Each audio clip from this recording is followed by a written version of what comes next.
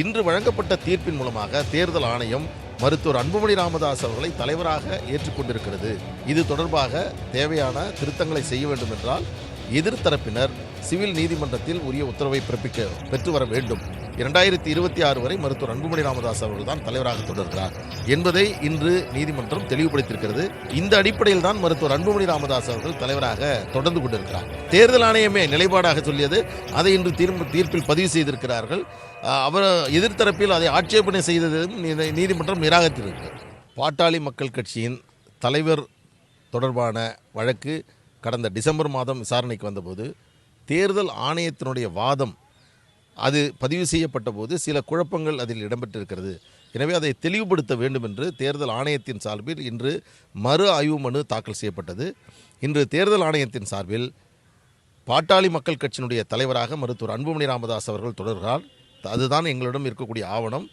இதில் மாற்றங்கள் செய்ய வேண்டும் என்றால் சிவில் நீதிமன்றத்தில் பெறக்கூடிய உத்தரவின் அடிப்படையில் தான் மாற்றங்கள் செய்ய முடியும்.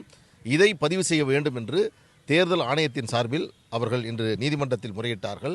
நீதிபதி இந்த வழக்கை இன்று விசாரித்து இந்த மறு ஆய்வு மனுவை முடித்து வைத்திருக்கிறார். தேர்தல் ஆணையத்தினுடைய வழக்கறிஞருடைய வாதத்தை பதிவு செய்து இது தொடர்பாக தேவையான திருத்தங்களை செய்ய வேண்டும் என்றால் எதிர்த்தரப்பினர் சிவில் நீதிமன்றத்தில் உரிய உத்தரவை பெற்று வர வேண்டும் என்பதை தெளிவுபடுத்தியிருக்கிறார். இந்த தருணத்தில் எதிர்த்தரப்பின் வழக்கறிஞர் இந்த உத்தரவை இதை பதிவு செய்வதை ஏற்க முடியாது என்று ஆட்சேபனை தெரிவித்தார். அவருடைய ஆட்சேபனையை நிராகரித்த நீதிமன்றம் அவர் ஆட்சேபனையை மட்டும் இந்த வழக்கிலே தீர்ப்பிலே பதிவு செய்திருக்கிறார்கள். இது நிலைக்கத்தக்கதல்ல, இது நாங்கள் பதில் மனு தாக்கல் செய்ய வேண்டும் என்பதை அவர்கள் சொன்னதையும் அவர்கள் பதிவு செய்திருக்கிறார்கள். இன்று வழங்கப்பட்ட தீர்ப்பின் மூலமாக தேர்தல் ஆணையம் மருத்துவர் அன்புமணி ராமதாஸ் அவர்களை தலைவராக ஏற்றுக்கொண்டிருக்கிறது. பாட்டாளி மக்கள் கட்சிக்கு மாம்பழம் சின்னம் ஒதுக்கப்பட்டது சரிதான். 2026 வரை மருத்துவர் அன்புமணி ராமதாஸ் அவர்கள் தான் தலைவராக தொடர்கிறார் என்பதை இன்று நீதிமன்றம் தெளிவுபடுத்தியிருக்கிறது. இந்த தருணத்தில் சென்னை உயர்நீதிமன்றத்தில் ஒரு ரிட் மனுவை தாக்கல் செய்திருக்கிறார்கள். இதற்கு முன்பு டெல்லி உயர்நீதிமன்றத்தில் இருந்த சில குழப்பத்தை அங்கே அவர்களுக்கு சாதகமாக பயன்படுத்தக்கூடிய நிலை அவர்கள் மேற்கொண்டிருந்த வேளையில் இன்று தெளிவுபடுத்தியிருப்பதன் மூலமாக சென்னை உயர்நீதிமன்றத்தில் உரிய ஒரு முடிவை உயர்நீதிமன்றம் எடுப்பதற்கு இந்த தீர்ப்பு இன்றைக்கு மிக மிக அவசியமான ஒன்று.